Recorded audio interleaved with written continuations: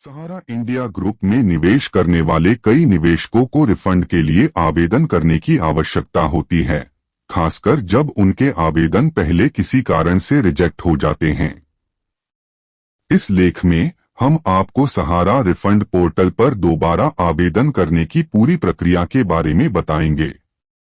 यह जानकारी उन निवेशकों के लिए विशेष रूप से उपयोगी है जिन्होंने सहारा क्रेडिट कोऑपरेटिव सोसाइटीज में निवेश किया है और जिनके रिफंड क्लेम आवेदन रिजेक्ट हो गए हैं। सहारा रिफंड पोर्टल की शुरुआत भारत सरकार द्वारा सहारा ग्रुप के निवेशकों को उनका पैसा वापस दिलाने के उद्देश्य से की गई है। यह पोर्टल उन निवेशकों के लिए खोला गया है जिनके आवेदन पहले किसी कारण से रिजेक्ट हो गए थे। अब वे अपने आवेदन को फिर से जमा कर सकते हैं और अपने रिफंड का दावा कर सकते हैं। सहारा रिफंड पोर्टल की मुख्य विशेषताएं। सहारा रिफंड पोर्टल की कुछ मुख्य विशेषताएं निम्नलिखित हैं। ऑनलाइन आवेदन। निवेशक ऑनलाइन माध्यम से अपने आवेदन जमा कर सकते हैं। रिजेक्ट आवेदनों का पुनः प्रस्तुतीकरण। जिन आवेदनों को पहले रिजेक्ट किया गया था उन्हें फिर से जमा किया जा सकता है। आवश्यक दस्तावेज। आवेदन के साथ आवश्यक दस्तावेज अपलोड करने होते हैं।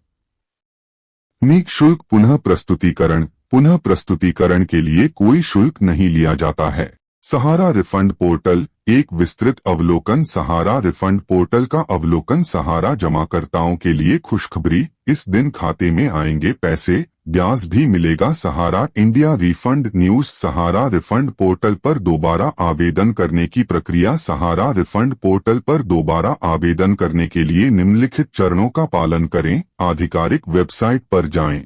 सबसे पहले सहारा रिफंड पोर्टल की आधिकारिक वेबसाइट पर जाएं।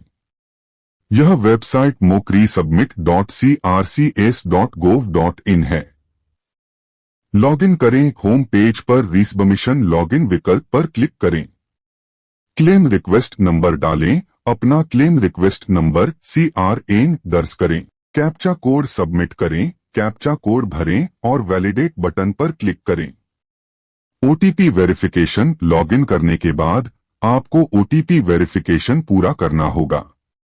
आवेदन फॉर्म भरें। लॉगिन करने के बाद आपका आवेदन फॉर्म खुल जाएगा। इसमें सभी आवश्यक जानकारी ध्यान से भरें।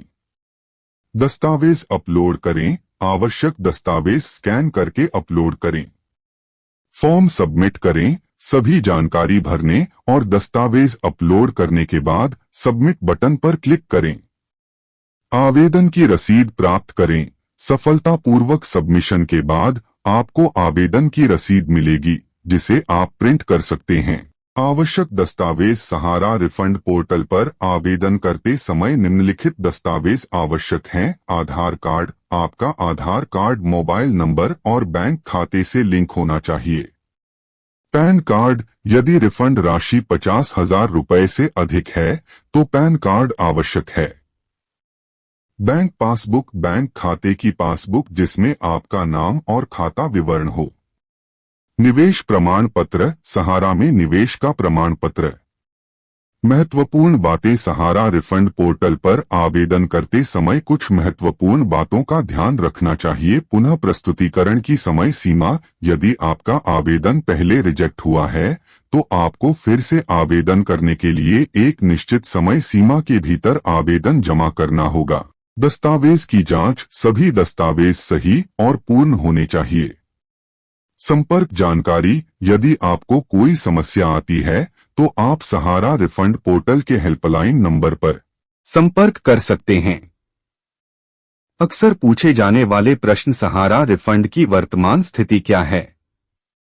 सहारा रिफंड की वर्तमान स्थिति यह है कि सभी दावों की जांच 30 दिनों के भीतर की जाती है और सत्यापन के 15 दिनों के भीतर कुल 45 दिनों में जमाकर्ताओं को SMS के माध्यम से जानकारी दी जाती है। सहारा रिफंड के लिए मैं SEBI से कैसे संपर्क कर सकता हूं? सेबी ने जनता के प्रश्नों का उत्तर देने के लिए एक टोल फ्री हेल्पलाइन सेवा शुरू की है। आप 180026675575 या 1800227575 पर कॉल कर सकते हैं। सहारा रिफंड पोर्टल पर दोबारा आवेदन करना एक सरल और सुविधाजनक प्रक्रिया है, जिससे निवेशक अपने रिजेक्ट किए गए आवेदनों को फिर से जमा कर सकते हैं। यह पोर्टल उन निवेशकों के लिए एक उम्मीद की किरण है जिन्होंने सहारा ग्रुप में निवेश किया था और अब अपना पैसा वापस पाना चाहते हैं।